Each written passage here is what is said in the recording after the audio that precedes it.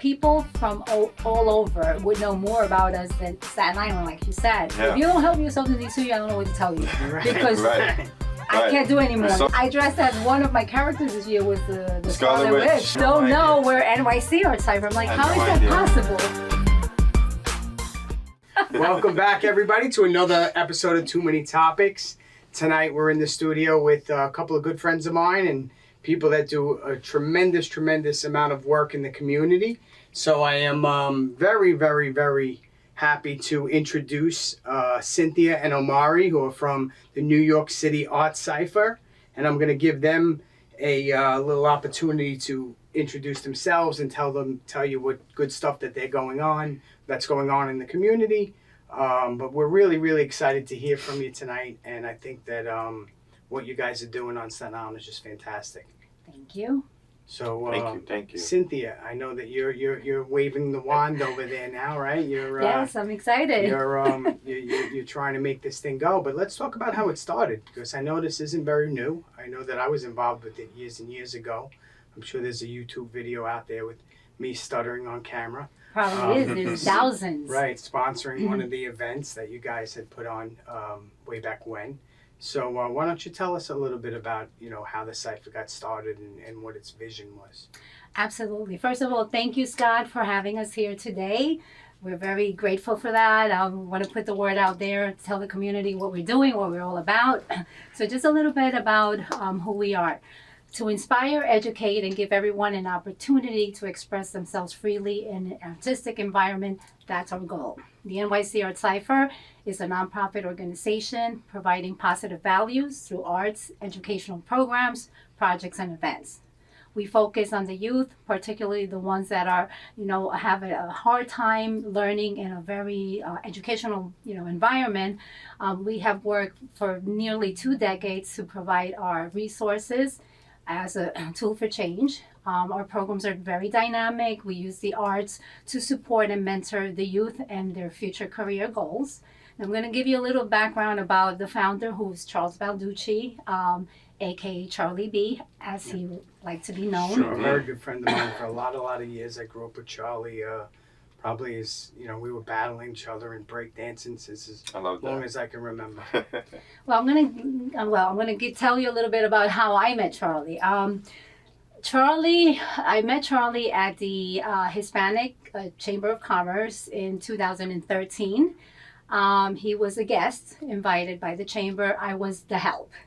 Okay. And funny story, I say I was the help because I was the one that volunteered that day to help with the event. And I was with a friend, and all of a sudden after when everybody had already, the guests had entered into the Vanderbilt in the ballroom, he comes out. If you knew Charlie, he was just crazy, had a very funny personality, and if he wanted something, he would just go for it. So he came out, and he's like, come with me. He goes, you're invited to the event. And I'm like, I looked at him. I'm like, this guy crazy? I go, I'm the help. That's exactly what I said to him. And he was like, not anymore. Who are you going to help? Everybody's inside.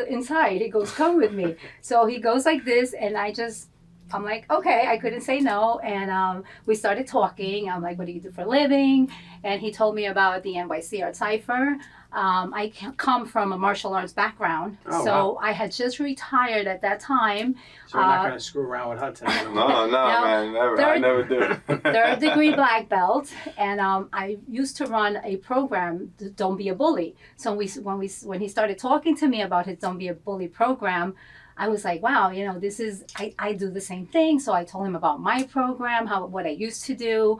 And he's like, oh, you should come sometime. Right now I'm working on one of my biggest fundraiser, which is the Halloween.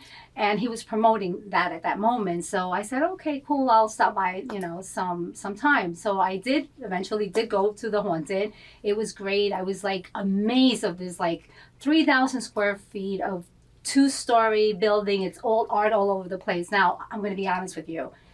Hip hop, street art was something that it was something that I was So- very somewhat new foreign to you. Yeah, very foreign to me. Matter of fact, Charlie would say, "Do you know?" He was like, the first thing he said to me, "Do you know who Cool Herc is?" I was like, "Who?" He goes, "Unbelievable." Cool Herc, He goes, "I yeah. can't believe you don't know." He goes, "What about Wu-Tang?" I go, "Wu-Tang who?" And he's like, That kills me. He's You know like, that. "You're from Staten Island and you don't know who Wu-Tang is?" And I'm like, "I'm sorry, but I don't know anything about hip hop." So he named me the hip hop virgin. He goes, "I'm going to have fun teaching you about hip hop." And he educated me, and and a lot. We started talking about music. I love music, and then I realized that everything that he did, especially the arts, I'm like, art is art, and hip hop is a way of life. Growing up in a very like traditional Hispanic home, I would say a little bit. What's the word I'm looking for? Not reserved. What's the word with? Conservative? Conservative, thank you. A little conservative, thank you. I couldn't remember. Like hip hop is not for girls. So that's really why I never tapped into it, never knew about the music. But Charlie started explaining it to me. And basically, like I said, it's a way of life. And all these songs, especially back in the day, these people are expressing their feelings. This is the way they used to live. All their songs are poetry. It's a storytelling, their way of life, what they went through, all the good and the bad, and this is what they, how they were raised. So it was very interesting for me to find. I'm like, oh, I basically was ignorant in this culture, and I love it. I love it because I do love the arts. It's a different form of art. And I started helping him once he convinced me to quit my job, and which is bringing me to the next. Actually, I should have told you guys that in the beginning, that the NycArtsCypher was founded in 2005 by the visionary Charles Balducci. He was born in New York City, but he was raised here in Staten Island. He came here when he was 2 years old, and he had this passion for the arts and the hip hop culture, that he had the dream to create a space that was just a safe environment for like young adults, artists, and entrepreneurs to come and just network, and in a place where they could create and just be free to express themselves. So this vision. And I remember back then there was nothing like that. No. He had something. He had a vision. He was ahead of his time. Always, right? Charlie Indeed. was a man Indeed. very creative. Ahead of his time. Like you said, there was nothing like this. Was before Wynwood in Miami. This was before Bushwick and all these. Isn't the other one in Queens?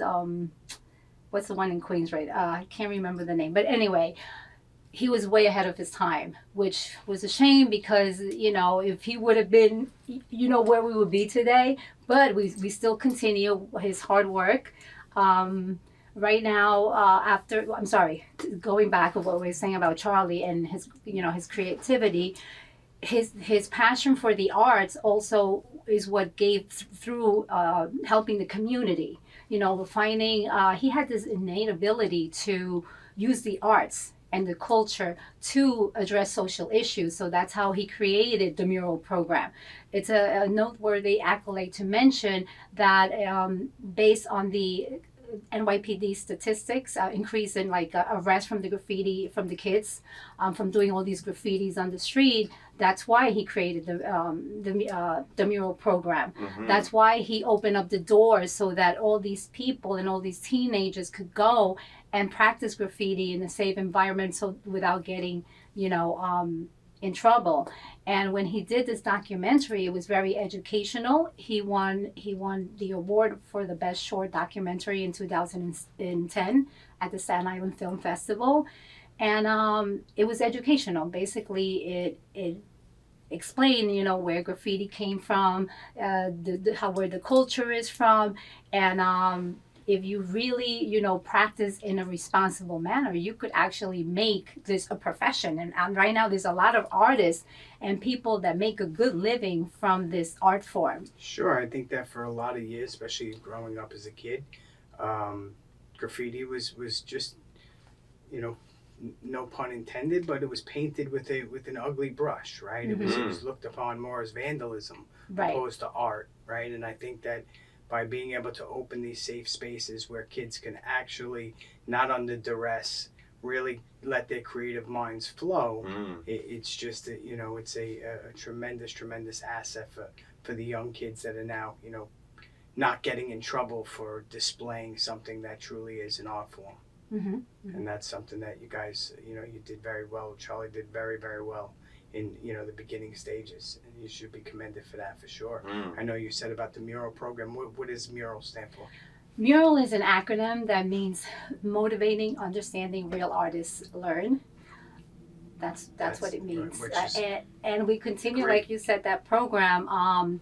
In all our workshops, the artist teaches the hip hop culture and what it's all about. All of our workshops have an educational starting an introduction in the beginning of the workshop, and then when he goes into the mural aspect of it, it's basically a collaborative with all the participants, and they come up with a design, and many of the designs are message walls. So now you just touched on that. I definitely want to speak about the outreach programs and the workshops that you have that was started, I guess, way back when, that you're continuing to have now. So has the vision changed at all since, from Charlie's inception to today? I know that he did a lot of different things, like you mentioned earlier, Don't Be a Bully program. Yes. I thought that was fantastic. Charlie had this magnetic personality, right? It's like he would get up in front of kids, and he just was great in front of children. I seen him a few times. I had the privilege of going to different I think it was PS schools here on Staten Island, where he would go around and teach that message, because I think especially today with technology taking over, and bullying when we were kids is a lot different than it is today, and it's something that I think a lot of people struggle with, especially young kids today, because technology gets messages out there so quickly. Right. So that was something that you had said that you were actually doing on your own as well, which is kind of ironic, right? That you were both trying to fight it from different ends. Right. Well, in martial arts, you teach. It's martial arts. It's all about discipline and teaching, especially kids, how to believe in themselves, self-esteem, building up their self-esteem. And our Don't Be a Bully program that we always had in the martial arts, in my program, was very important to address, because it created awareness. We wanted to, to build up the self-esteem of the kids, and it's the same thing that Charlie was doing in his program. He had this innate ability, like I said, to use the arts to combat social issues. So every time something came up, he would be okay. His mind was just going all the time. Very creative guy. So he would be like creating all different programs that were geared to empower the youth through the arts, which is, redirecting that energy in such a positive way. And I believe art to be the best form of free expression, and that's what he was doing. Because sometimes you could have, in a team, and sometimes you work, it's some kids are great athletically, and those are the ones that are going to shine, but not every kid is athletically, inclined, and they're not, they may not be as flexible or this and that. But in the arts, there's always something that they could feel good that they could accomplish, whether it's their own style, because there's so many different styles, whether it's in dance, whether it's in the art form, the same thing in the production industry. They may not be good at rapping, but they may be good at, poetry, songwriting. Absolutely. So there's always something that they will feel good about themselves. Some form of communication where they can apply their skills. Right. And I think social media today amplifies that, right? It's where you can get your message out there so quickly, whether it's an art form and you create an art page that you can have millions of viewers looking at your stuff, whether it's somebody that maybe doesn't feel comfortable in front of a microphone, but has really good pen to paper skills, right? And I think more and more as social media adapts, that those are some of the positive ways that years and years ago, you had to run around with an album and give it to 9 million people. Right, the mixtape days. Right, think about that, right? Out of the trunk mixtape, you have the guys walking down like 14th Street and like trying to sell you their mixtape. Like, and those that was days the only way to get you out. Only way to get yourself out. So I think today, with your programs, coupled with the fact that the internet has the ability to put eyeballs on these creatives, right? Today, I believe, creatives are taking over, right? When we went to school, you're right, it was sports. That's how people got noticed. And I think that through programs like your own and other programs out there that allow kids to express themselves in different ways and actually be able to monetize it today, I think is another real benefit to what's going on in society. And you guys are obviously catalysts to that.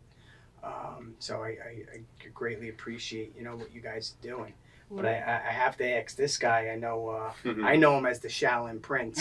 Other people know him as Omari, I'm sure, around the cipher.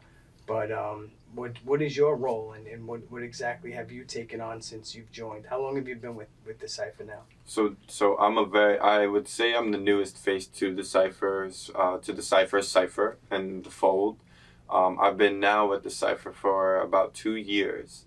Right, and just to speak a little bit about my journey into the cipher, and then becoming a full-time artist through the cipher.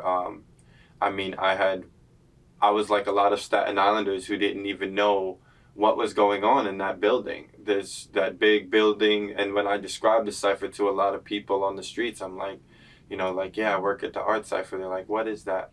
I'm like, that big building with graffiti? Oh, yeah, that building. Oh, yeah, that's where I'm at. Okay, what do you guys do there? It definitely stands out. It's been down the Bay Street area. Yeah. It is a beautiful We've building. been around for almost 20 years, and the new generation, and like I Shaolin, grew up on Staten didn't know, and I had don't no know idea. where NYC Art Cipher. I'm like, how is that possible?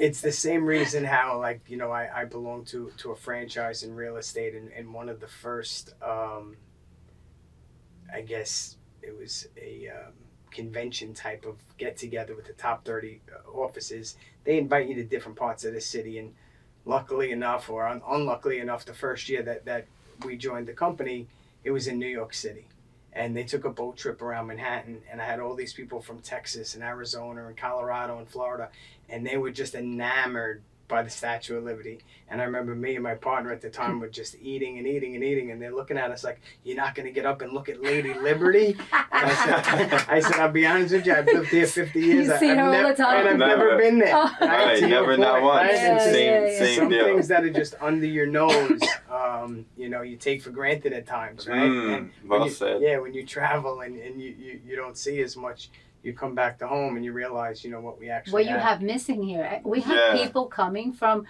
other places. We just had a group from California. I have people that rent places. Talk a little about that, because that I thought was an amazing story. The way this is how this happened. Charlie and I were talking, like, we have to find a way to promote the cipher more. So I'm like, okay, let's just put it out in platforms for rental, for music videos, for filming, for photo shoots and stuff like that, because this place is heaven for that. You have such a beautiful background. So that would be one way to expose it. Besides that, it represents the hip hop culture. There has to be a lot of artists out there that want to shoot their music video here. So that's how this all started. Once we started doing that, putting it out there and in the platforms, just started getting phone calls. People from all over would know more about us than Staten Island, like you said. I'm like, oh my God, I saw your place on Pier Space. I saw your place on Placer. It's so beautiful. We don't have anything like this over here. I have people coming from California, from Atlanta, from Savannah, from Jersey, from every place except Staten Island. Don't know how. Right, explain that one.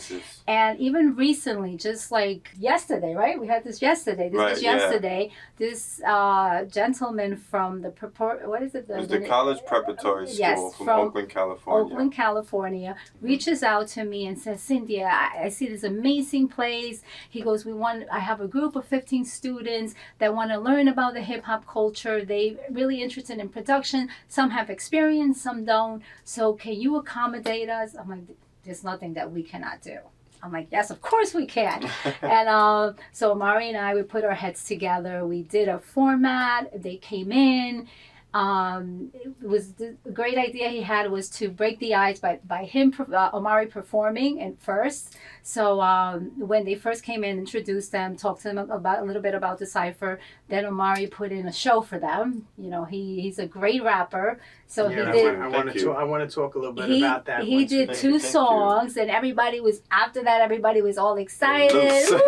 Excited. Then we brought them upstairs, and like I said, all our workshops have the educational part of what the hip hop culture represents, and he does a great job, doing that with his slideshows and all these fancy stuff that he does that I don't know how to do, but he's great at it. So he gave them the slideshow presentation about the hip hop culture, and after that education, we broke them up into groups. Some learn, we gave them the iPad. Some learn beats. Like others were in. Some kids were drawing, just and with drawing, markers and songwriting, and things. And then at the end, they all got together, karaoke, some of them. But then at the end, actually, everybody was so excited and felt so comfortable that they all got on stage and just started singing and dancing. Yeah, it was, and this was actually yesterday, like for what it was worth. So it was like, it was one of those experiences for me that like, just to get to see that kid who doesn't normally speak up and that shy girl just like singing her heart out, or just the kid being on the stage for the first time, holding that microphone in front of their peers and just seeing them exude confidence and just smiles all around the room. The instructors bopping with us, and it was one of those things. Like, I had gotten asked the question the other day, like, if you could make your dream come true, what would it be? And I'm like, my dream is my reality, bro. Like, I live it already. The fact that I get to do this is just truly a dream come true already. Like, I wanted to speak a little more to, when I had met Cynthia, right? And like where the place that the Cypher was in, after the loss of Charlie, it was so hard.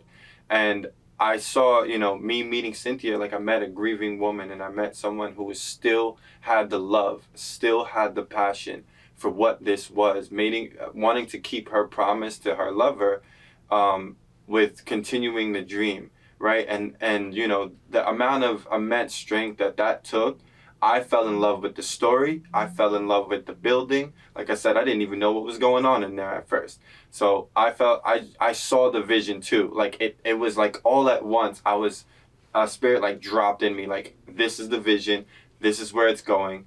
And, I had to commit. I had to say. It's hard to turn away. It was hard to turn away, yeah. Like, I was like, well, I'm an up-and-coming artist. Maybe I don't have all the accolades. Maybe I don't have all that stuff. But I'm passionate and I love what I do. And I had just graduated audio school. And, I just thought the first room I went into had a booth. And I was like, oh, wow, this has potential to be a studio. I like this. I could work with this. Yeah, I was like, okay, like, this is a start. Like, it just had the bones. It was all computers and stuff in there first. It was just an office. And I know, Charlie had the vision for making it a recording studio. And unfortunately, he had already passed. And it's an honor for me, a young man who's aspiring, to be able to do that and continue this legacy with Cynthia. So, from where that was to now, like, so much has changed, so much has gotten updated, and we've actually built a recording studio that does get booked regularly now, and on top of the workshops that we teach. And after Oakland had come through yesterday, that just Eureka sparked light bulb in my head. Why don't we teach more one-day workshops and offer them to colleges, universities, pull them in, schools from all kinds of places, and let them know, like, this, this is a thing. I just want to add something. Well, this is Shaolin Prince's first group that we had, because we have done anything and everything you can imagine we have had at the Cypher. Charlie and I hosted a few, actually it was a college company that would bring students from overseas. Okay. It was called Msingo. And Charlie and I hosted a lot of those. They would bring students from Africa, from Spain, from other places. Like, usually it was Africa and Spain more. Italy, I think it was a couple of times. But this company, basically what they did, they had those trips like that, and it would be a one-day trip, and I always loved them. But we did them, this particular one we did yesterday from Oakland, they asked for production, but the one that we used to do with Single, what they used to ask us was, give us like a little bit of the three. So we would do like, and it was longer too. We had more time. This one yesterday was only 2, so there's only so much you could do in 2 hours. But the other one we would have like 4 hours, and we would do like a hip hop class. We would have the whole, the whole group dance. Then we would give them the opportunity to do a sketch and a canvas. Sometimes they even spray paint a little bit. And then at that time, we really didn't have so much the production. So that's what we focus on. And then Charlie, he would love doing this. He would go down the Bay Street corridor, showing all the murals that we curated and say, this is that, all the way down. He was like a tour guide. Yes, and then we would have pizza that. and stuff like that. Yeah. So we have done this before. Yeah, no, Yeah. like I said Like earlier. I said, there is nothing that we haven't done. Yeah, I was involved. I would have to go back to YouTube. I actually just watched it a little while ago because we talked about, obviously this is the 50th year of hip hop, so it's very appropriate of what's going on. And I have a friend of mine that has a big production going on right now in tribute to that. So, I think Charlie's surely missed during these times. Like, I'm sure he would love to be part of this culmination of what's been going on. But from your perspective of being an artist, so it's rapping, is that your passion? Yes, I am a rapper, I am an MC, but I like to call myself an artist because I deviate, and like most artists, we want to find ourselves through our expression. So like, yes, rap is the backdrop, hip hop of course is the undertone, or the overtone, but yes, I'm a rapper. I garnished the name Shaolin Prince. Like I always tell people, it was sort of a name that picked me. It was a silly Instagram username, and then once I started releasing music and doing putting myself out there publicly, people drew to it. People knew me as Shaolin Prince before they knew me as Amari, and I was like, okay, well, I guess it is what it is. Yeah.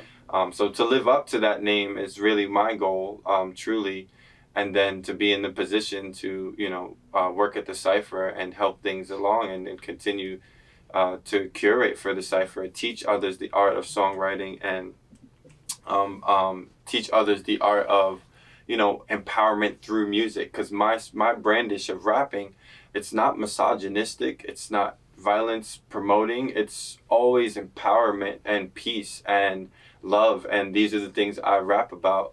Faith and spirituality at times. Peace of mind. Right, peace of mind One of is his- peace of mind, that's out available. No, I'm not gonna shamelessly plug it. Spotify. But that's Shout very, Prince. hey, you should plug it because that's Yeah. very refreshing that, in the world of hip hop that sometimes gets that negative connotation of violence and misogynistic and whatnot. It's actually a breath of fresh air to see young kids, coming out there with a positive message.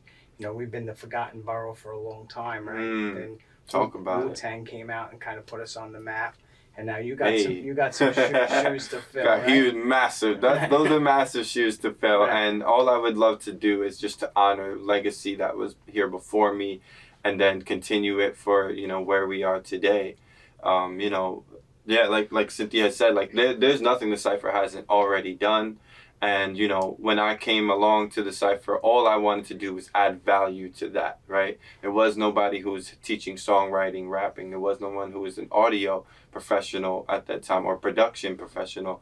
So I was like, well, although I still personally feel like a student to the game, I know that I had, I wanted to learn along while I was teaching others. And I didn't even know I could. If it not had been for Cynthia believing in me to truly like, Omar, you can do this. Can you teach this?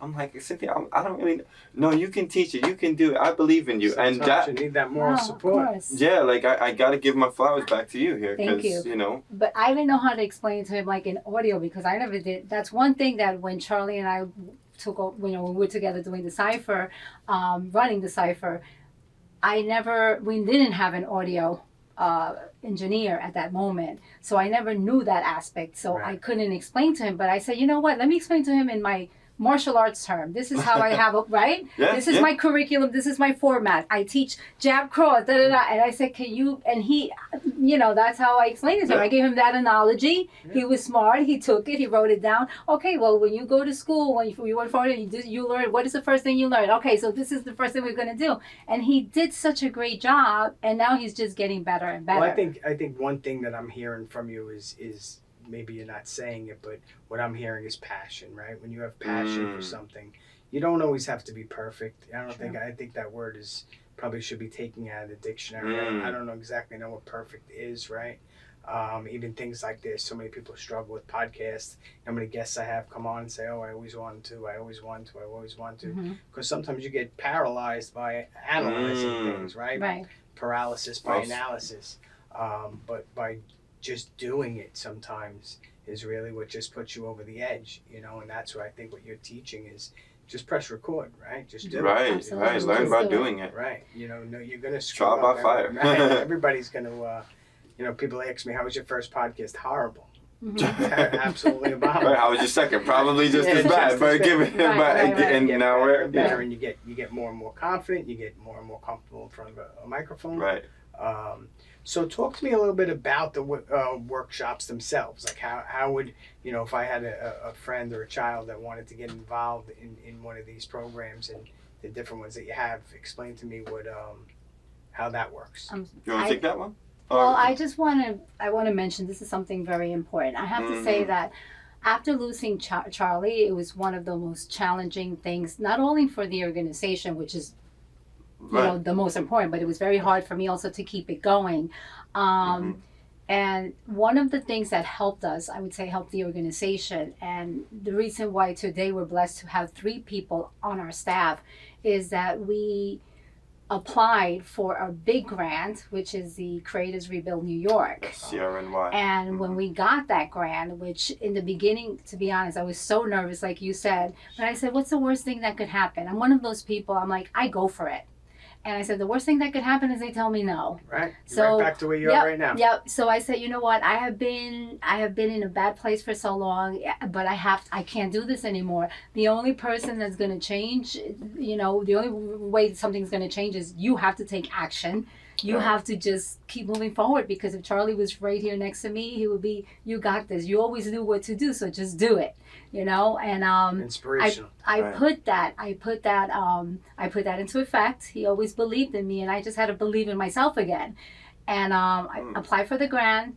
He was there, and they called us. He said, "Okay, the interview," and I was so nervous. After the interview, I was so confident, right? I said, "We got this." I know that there's no way after they talk to us that they're going to say no, and we did. So you know, I don't want to miss just mentioning, like, right, like the Creators Rebuild New York grant was funding. It was like over $200 million donation from like this private equity like company. To invest in the arts in the state of New York, right? Post-pandemic, there was a yearning for arts. There was a yearning for this stuff.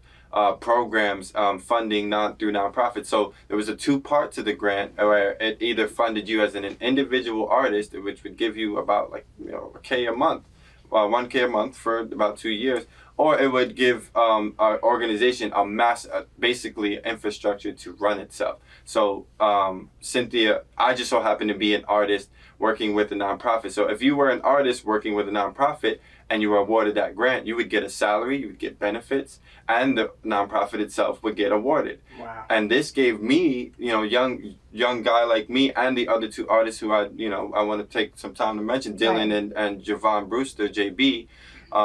You know, this gave us an opportunity to leave our day jobs essentially and get to pursue our creative crafts, which is unheard of in the entire country. This is a genesis of a program like this, and we were awarded it, and it was like a dream come true. Like I mean, you know, it needed the collaboration of the organization, and at the time it was only Cynthia. So she is the nonprofit, and you know, with all of us putting our heads together and our hearts in it, and we just believed on it. We got that first interview, and she, just like you said, like we were like, yeah, we think we can get this. Like we really think we can get this. We didn't even know, you know.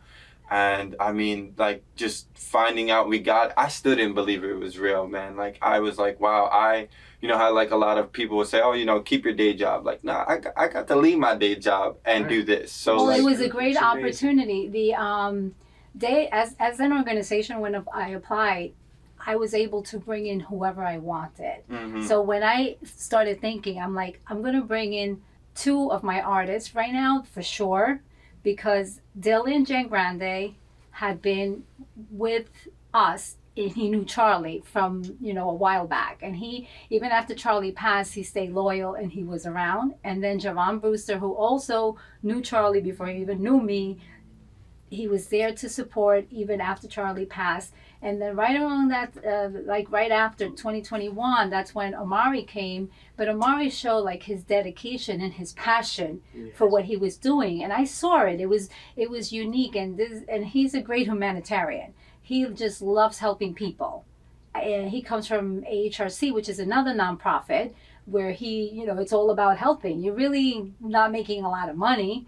And once I said, you know what, if I could give him the opportunity for him to come and assist me and at the same time make the Cypher his home, all my artists, I go, guys, okay, this is your opportunity. You have 2 years to help me and help yourselves. Yeah. If you don't help yourself in these 2 years, I don't know what to tell you. Because I can't do anymore. There's that saying, what is it? You could lead the horse to water, but you can't make them drink. Yeah. And but I also believe in the universe, and I believe in what you put out, you get back in. And I think these are the reasons why, God blesses you with certain things. And this grant obviously is something that was able to propel you forward with your dreams and your passions. So I think that, just from the energy that you guys give off, I can see that anyone that goes to these programs is definitely getting value out of it, which is something that I preach.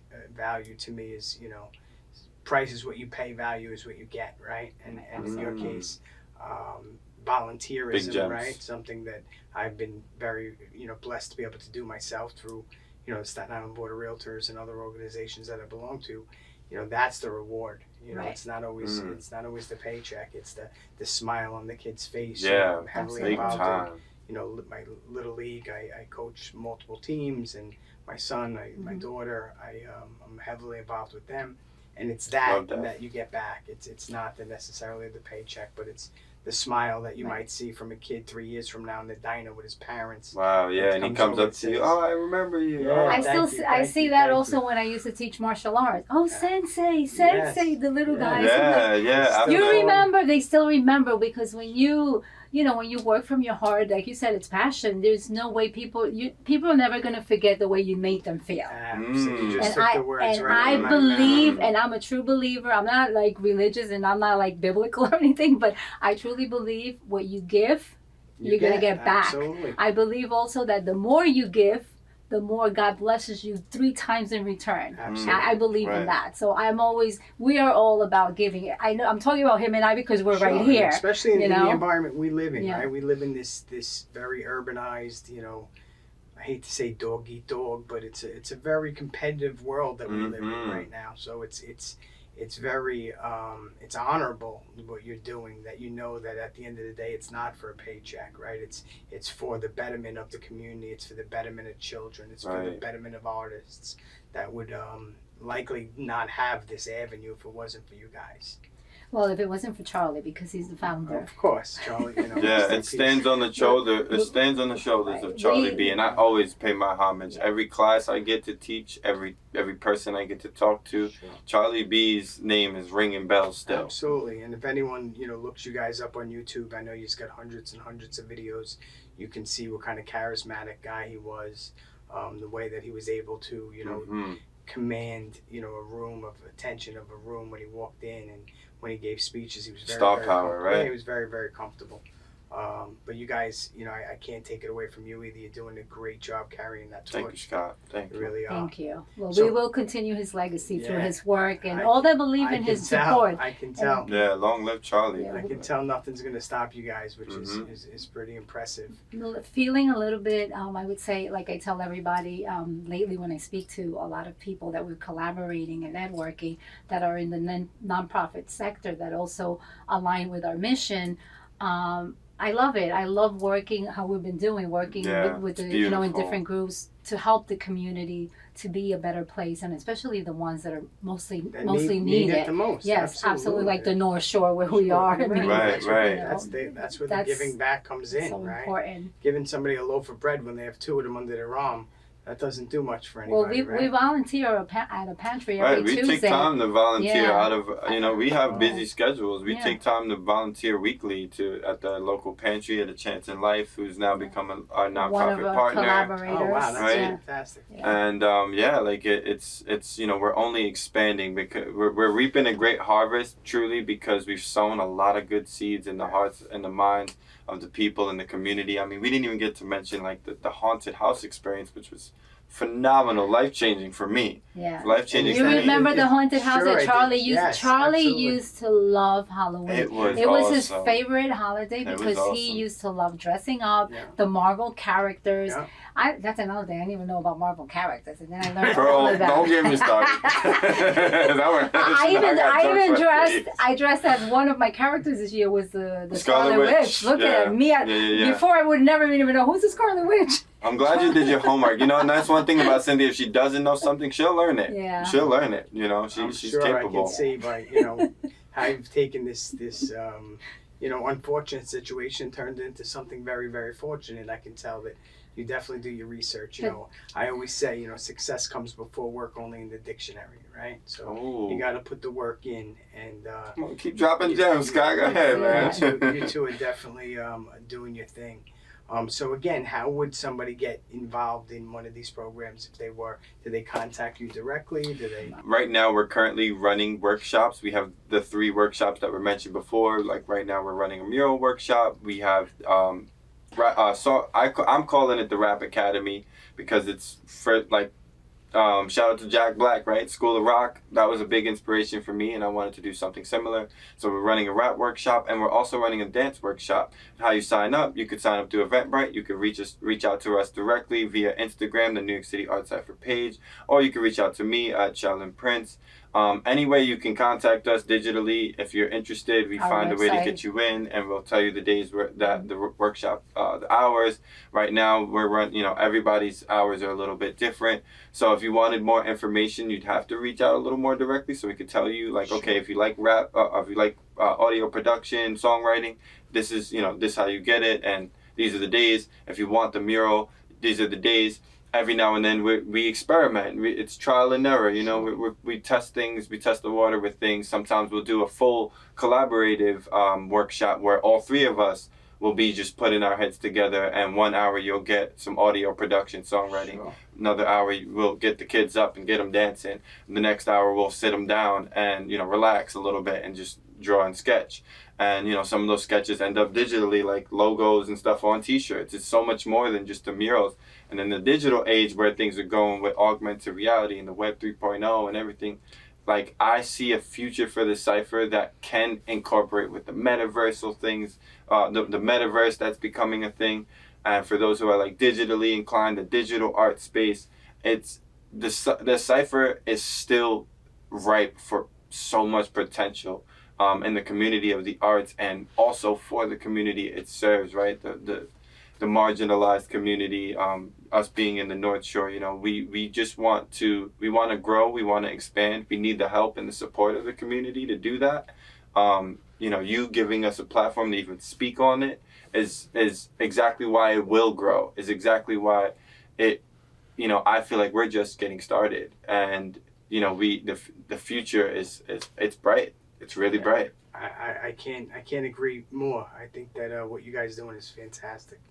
Like I said, I had a small opportunity to be involved back in the day, but just hearing you guys, your passion and your willingness to go outside the box and find these different programs for kids. And I love the fact that you said you do like to collaborate the 3 together, because sometimes kids don't know, right, exactly what their passion is. Yeah. And they may come in thinking that they want to be a dancer, Right. and next thing you know, they might have some sort of a ability to draw, right, or vice versa. Right. Right. A lot of people are afraid to dance, and now all of a sudden they have this. Again, I call it that safe space, because I think that's one thing that you provide that is super important for people, especially the younger groups that are tend to. I don't want to call it peer pressure, but they tend to, not want to express themselves sometimes. Social anxiety is a big because of thing. the ridicule, Right. absolutely, especially Big with thing. social media today, Oh, right? yeah. So I think that, again, what you guys are doing is outstanding and should be commended. Thank you. I always try to find ways to get all of my 3 guys involved. Sure. That way they're always working together. Last year, was in November, we got a grant from Neon, Department of Probation. They're funded through Carnegie Hall. Oh, fantastic. And we have a good relationship with them. They already awarded us like 3 years in a row. And they were like, Cynthia, can you offer something different this time than the mural or this and that? And that's when I said, like, let me get creative. And I said, okay, guys, the three of you are going to work together. Let's just and combine them I'm all. going to combine. And like you said, it was perfect because, like you said, some people were more inclined to dancing. Some people were more inclined to this. But they had it. They were working on it together because the synergy of the program was that Dylan, who's the muralist, was working on the artwork for the T-shirts that the kids were going to use for the dance performance, and he was doing the music for that dance performance. Right. So that's how I tied it. So they had to, no matter how you looked at it, they had to work together. Absolutely. So I loved it. I'm like, no, it's not going to be where you're just teaching design and you're just teaching whatever. No. This is the way. I had to think a little bit about how to do it, but it ended up being perfect. It was great. It was the amazing. Song he created to the dance performance that the other students created music with me, and their music was amazing. Like we got to showcase all of it, and like a lot of times when we do these workshops, we usually point them to a final exhibition so we can showcase everything. Sure. We tell the kids, invite your families, blah blah blah, free. We'll invite the community in, and we just showcase. That's the one we did with the food and everything. Yeah, we'll serve the food. Like we make it. We're very community oriented. I mean, like in as the seasons roll, we try to adapt to the season. So like Christmas rolled around last year, and we collaborated with AHRC and did a coat and toy drive. Had Santa Claus come, had the elves come, and made it a show. And I got and we don't just do hip hop. Like I got singers in there, and I got I want to get more of the alternative rock and groups in there because there's great bands out here.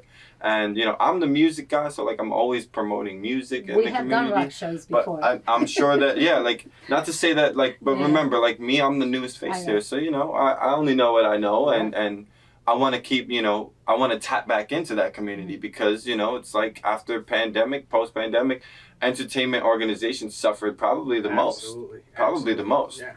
So, with social distancing, couldn't gather with people. Right. And now that we're back and it's like we all have that conversation, like pre-pandemic world and post-pandemic world. And we had to do a lot of boots on the ground work to get the name, like let people know, the Cypher's still alive. Like we're still doing well and we're thriving.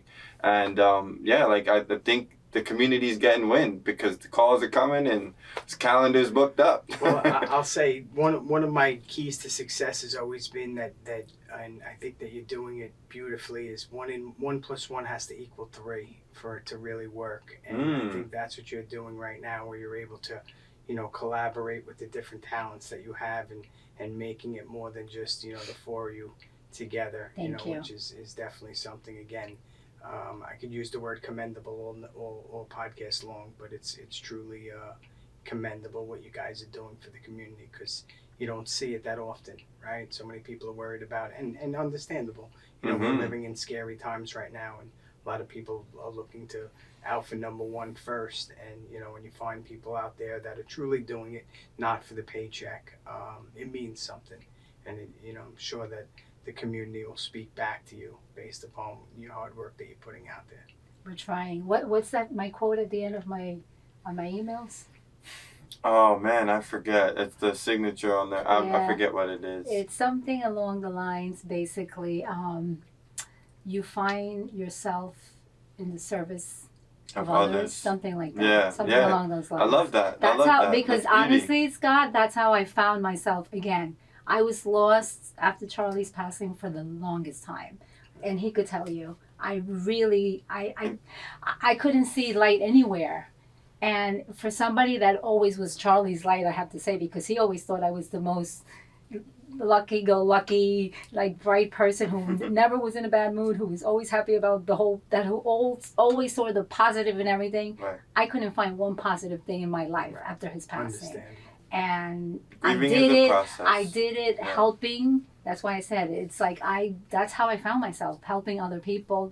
Just forget. Well, I can guarantee you that he's looking down on you guys right now. He's smiling. Extremely proud of what you've done. So before we wrap up, I don't know if you have any final thoughts or anything else that you want to say, but I most importantly need you to let people know where to find you. I'll make sure that it's on all of our transcripts and everything that goes out from our perspective, where you can find these guys and see what great stuff they're doing for the community. But I'd like you to also tell people where they can find you, whether it's a social handle or even an email address. Instagram is NycArtsCypher. Okay. So that's NycArtsCypher. Same thing for Facebook. Our website is www.NycArtsCypher.org. Okay. Or email Cynthia at CynthIA@NycArtsCypher.com. Well, it's nice to see that you got, sometimes that's the difficult part, right, of going across platforms and having the same name. Yeah.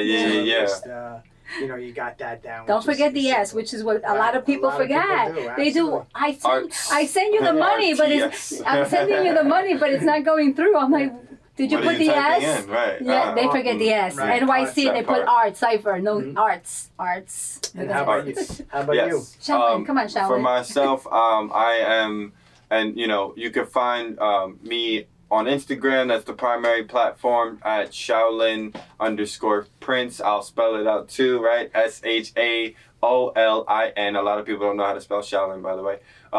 Shaolin _ PRINCE. I'm an artist and I have music out there, so if you guys feel so inclined and want to support me musically, I'd love and appreciate you for that. You can find my music on Apple Music. Just type in Shaolin Prince and my name pops up. That's awesome. And I got big things coming in that department too. So. And from a rental perspective, I think you touched on earlier that you have opportunities for people to come out, rent the studio, rent space there for host a podcast, whatever it might be. Yeah.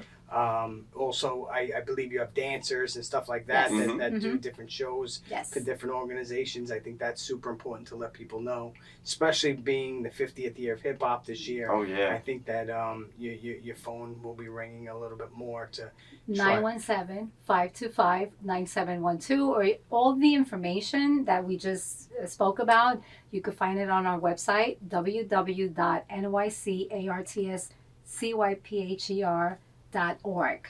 And I'll make sure that it all gets out properly when this is put out there on, everywhere from Apple to Spotify to Google, and a couple of other outlets. But those are our big three.